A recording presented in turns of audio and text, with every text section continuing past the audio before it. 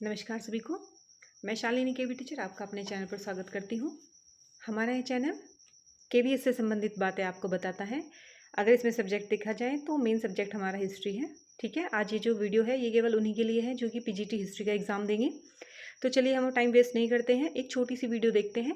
उसमें आपको क्या करना है, ये देखना है कि हम कम टाइम में कैसे केवीएस की परीक्षा पास कर सकते हैं।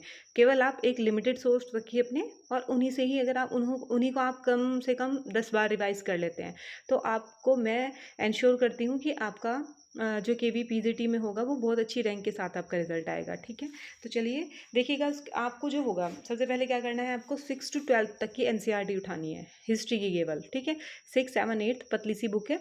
आपको क्या करना होगा, हिस्ट्री की बुक लेनी है आपको, और उसमें आपको इसको जैसे आप पहली बार पढ़ लिया आपने, ठीक है, उसके बाद आपको हल्का सा समझ आएगा, फिर आपको second time, third time, fourth time, तो इन 4 बार आपको कम से कम भी एनसीईआरटी देखनी है। आपको कम से कम 5 बार सोच लीजिए। 6, 7, 8, 9, 10, 11, 12 है ना, 6 to 12 तक की आप सबसे पहले एनसीईआरटी पढ़ेंगे। उनको पढ़ करके आपको एक नॉलेज बन जाएगी, एक अंडरस्टैंडिंग बन जाएगी। ठीक है, तब आप उसको पढ़ लेंगे। फिर आपको क्या करना है, देखिएगा ये बुक मोटी मोटी भी हैं, जैसे 11th की हैं ये इस तरीके से, और ये 12th की बुक्स है मेरे पास में। अभी देखिए मेरे पास ना 6, 7, 8 की बुक स्कूल में रखी हुई है, यहाँ पे नहीं थी घर पे। ठीक है, मैं उनको डेली लाना भूल जाती हूँ, तो मैंने सोचा चलो वीडियो बना ही देती हूँ। वो तो पता नहीं मेरे डेली स्कूल के काम में याद ही नहीं रहती है लेके आनी। ठीक है, तो आप देखिएगा ये थोड़ा मोटी मोटी बुक्स हैं, इनको देख लीजिएगा आप। यानी आपका सबसे पहले काम 6 to 12 की एनसीईआरटी, उसके बाद आप क्या क्या करेंगे, और यहीं से ना आपका वर्ड हिस्ट्री भी कवर हो रहा है। ठीक है, अब देखो यहाँ पे फिर आपको एक बुक है आपकी एसके पांडे। आपको एसके पांडे ले लेनी है, किसके लिए, आपको प्राचीन भारत के लिए और मध्यकालीन भारत के लिए, दोनों के लिए आपको एसके पांडे लेनी है।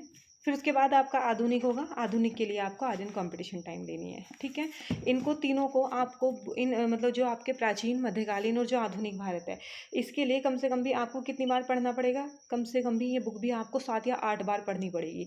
अभी आपको ये बुक ऐसी लगेगी कि अरे नहीं ये तो छोटी सी बुक है, ये तो नॉर्मल है, लेकिन जब आप पढ़ने बैठोगे ना तो मैं गारंटी देती हूँ कोई भी बच्चा ऐसा नहीं होगा जिसके सब कुछ टोटल सारे फैक्ट इसमें जो होंगे वो आपको याद होंगे। ठीक है, मतलब पढ़ना अलग होता है बट उसको मेमोराइज करना अलग होता है, उसके रट्टे मारने अलग बात होती है। तो आपको रट्टे मारने हैं इनके तीनों के। ठीक है, किसके, प्राचीन के लिए ये, मध्यकालीन के लिए और आधुनिक भारत के लिए।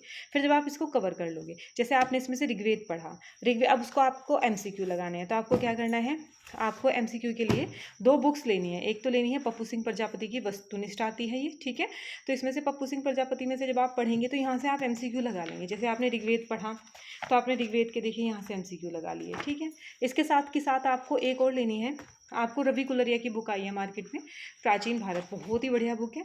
अगर देखिएगा अभी आप स्टूडेंट हैं, मुझे पता है स्टूडेंट के पास इतने पैसे नहीं होते कि जो बुक मैंने रिकमेंड करी उन्होंने एकदम खरीद ली, तो मैं अपने चैनल पे भी इनको कवर कराऊंगी। तो अगर आप नहीं ले सकते हैं तो मेरे चैनल से इनकी वीडियोस देख सकते हैं। ठीक है, फिर आपको क्या करना है, जो भी आपने चैप्टर पढ़ा उसके आपको एमसीक्यू लगाने हैं। कहाँ से, पप्पू सिंह प्रजापति प्लस रवि कुलरिया। ठीक है, यहाँ से आपको प्राचीन और मध्यकालीन दोनों की है। अभी रवि कुलरिया सर हैं जो, उनकी आधुनिक भारत की भी आने वाली है, तो आप वहाँ से इनकी वीडियो मतलब वहाँ से आप इनको देख सकते हैं। ठीक है, तो अब आपको केवल इतना ही करना है, क्या, आपको एनसीईआरटी प्लस एसके पांडे और आर्यन कंपटीशन से आपका आधुनिक, और प्लस रवि कुलरिया और ये जो है पप्पू सिंह प्रजापति, ये आपको मतलब पता नहीं, शायद हो सकता है 2 तरह की अब बातें आती हैं। किसी स्टूडेंट को तो बहुत ज़्यादा बुक्स लग रही होंगी, किसी को बहुत कम लग रही होंगी। ठीक है, जिसको कम लग रही हैं तो प्लीज़ एक बार इनको और 3 या 4 बार रिवाइज कर लो अगर आप लोगों ने पढ़ी हैं तो।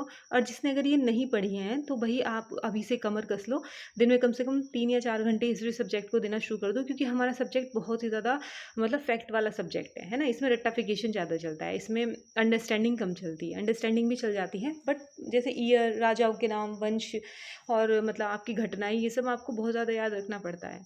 तो उसके लिए क्या होना चाहिए, उसके लिए आपका मल्टीपल टाइम रिविज़न होना चाहिए, है ना। केवल आप इतना ही कर लीजिए।